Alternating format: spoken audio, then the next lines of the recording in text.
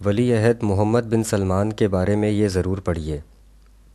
Column نگار Syed Sardar Ahmed Pirzada, the first blind journalist of Pakistan, APNS best Urdu column award holder, روزنامہ نئی بات، مورخہ 16 فروری 2019۔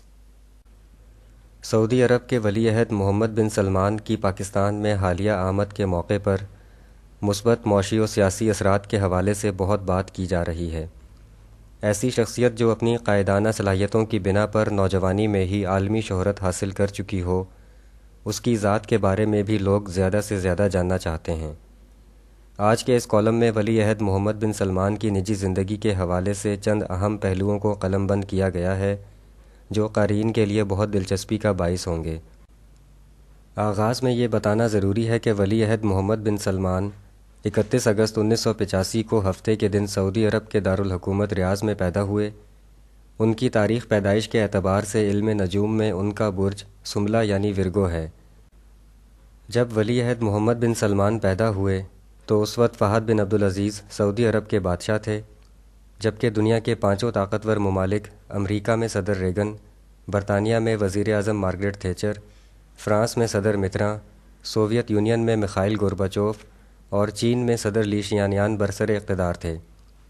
اس وقت پاکستان میں جنرل محمد ضیاء الحق کی حکومت تھی۔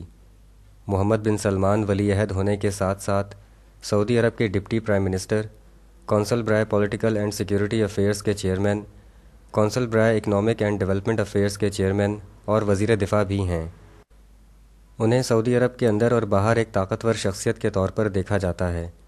ان کے حوالے سے abouther.com نے لکھا کہ شہزادہ محمد بن سلمان اپنے ویژن 2030 کے حوالے سے دنیا بھر کی توجہ کا مرکز بن گئے ہیں، جس کے مقاصد میں سعودی عرب کی معیشت کو بڑھاوا دینا، خواتین کے لیے مساوی حقوق کے مواقع پیدا کرنا، آرٹ اور کلچر کو منظر عام پر لانا اور فروغ دینا، اور سعودی عرب کو سیاحت دوست ممالک کی فہرست میں اول نمبر پر لانا شامل ہیں۔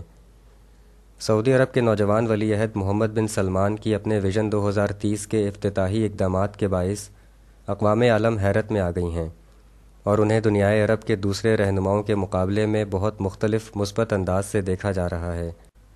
سعودی عرب کے شاہی خاندان کے اس ہونہار اور روشن مستقبل والے شہزادے کی 10 خصوصیات ایسی ہیں جن کا علم سب کو ہونا چاہیے۔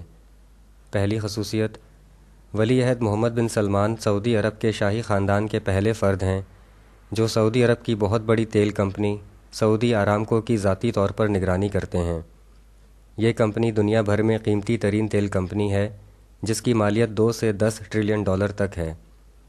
پاکستان کے حالیہ دورے کے موقع پر ولی عہد محمد بن سلمان اپنی اسی آئل کمپنی آرامکو کے تحت گوادر میں بہت بڑی آئل ریفائنری لگانے کے معاہدے پر دستخط کریں گے۔ دوسری خصوصیت، ولی عہد محمد بن سلمان کی اہلیہ شہزادی سارہ بنت مشہور بن عبدالعزیز ہیں۔ ان کی شادی 2008 میں ہوئی۔ ان کے 4 بچے ہیں جن میں 3 شہزادے اور 1 شہزادی شامل ہیں۔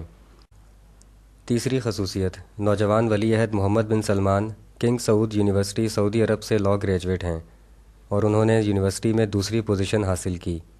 انہوں نے اپنے تمام عزیز و اقارب کے برعکس بیرونی ممالک سے تعلیم حاصل کرنے کی بجائے اپنے ہی ملک سعودی عرب میں تعلیم حاصل کرنے کو ترجیح دی۔